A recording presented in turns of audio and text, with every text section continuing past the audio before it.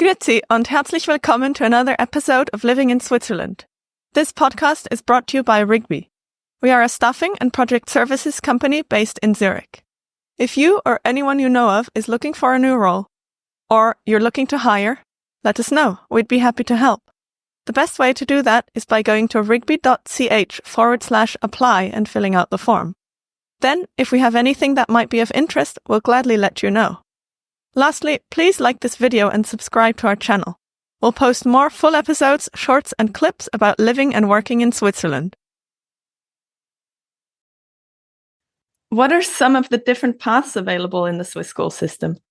The paths are basically, you could call it upper secondary school from the ages of 15 to 18 or 19. You've got the gymnasium, they call it college, lycée, they give it different names in different parts of the country, but that's the academic path to university, which is only attended by 20% of the total population. So it's an elitist track. Yep.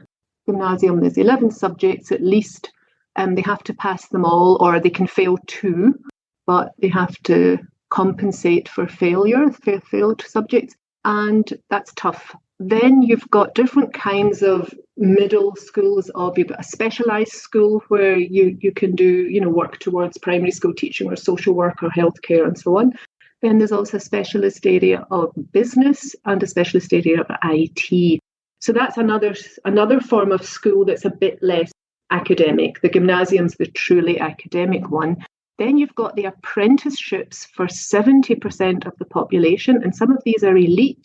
And it can lead to university. In Switzerland, they call this University of Applied Sciences for those who have come through an apprenticeship route. So as I said, my son-in-law, he was a carpenter first, or a joiner, did a 4-year course, I think, and then went to a University of Applied Sciences to be a Hochbau engineer or timber engineer. And, works in building design. So these are the 3 main paths. Apprenticeships. For example, Sergio Ermotti, the CEO of UBS Credit Suisse, the new bank, he did an apprenticeship, and he never did a bachelor's degree, ever. He did a banking apprenticeship, but he did then do some advanced masters at Oxford University later on.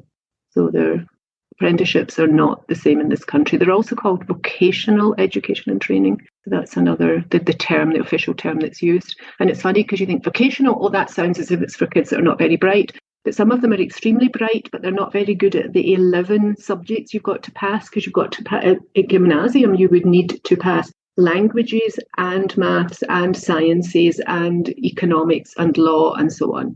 And you would need physics, chemistry and biology. So I personally am one-sided. I would not have passed gymnasium. I think I would have been one of the specialised schools. Apprenticeships are quite often for people who are more one-sided, but they can be extremely intelligent. I mean, they could have an incredible aptitude, but just one that points in a different direction towards a particular trade or something like that. That's right. You mentioned Sergio Ermotti there. I think, isn't it true that his predecessor, one of his predecessors, Marcel Osborne, was also an apprentice, came through the apprenticeship system? Yes, he was an apprentice, and he then attended what is now a University of Applied Sciences, where I worked. Yeah, it was at that time a different name, but he did a more specialised, route. That's right. Yeah, and many others. There's lots of them. Yeah.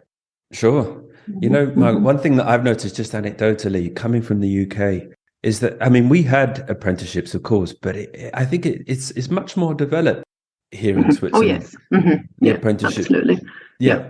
There are national standards. The last 4 years, they have they're in the classroom for about 2 days a week. And somehow, for some reason, this is not emphasised. They always want to show pictures of them in the workplace, but actually for parents from abroad, they're relieved to hear that they're in the classroom and they're also doing the academic subjects, the maths and the languages and the sciences and so on. So, just less time in school, but still 3 to 4 years more in school. That's right.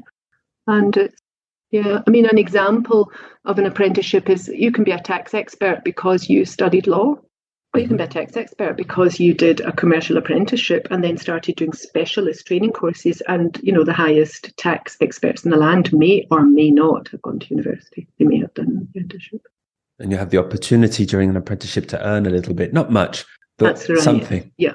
So at the age of 15, it's about 800. And by the time you're leaving, at the age of about 18 or 19, you're about 1,200. And you get a lot of responsibility. You get your own projects. You get people doing apprenticeships with estate agents who are buying and selling houses at the age of 17. It's you can get a lot of responsibility. Like and subscribe if you're interested in life and work here in Switzerland. We'll be making more episodes like this, so please follow along for more. And if you're looking for a job here in Switzerland, let us know by filling out the form at rigby.ch/apply. We'll then be in touch whenever we have a requirement that might be of interest to you.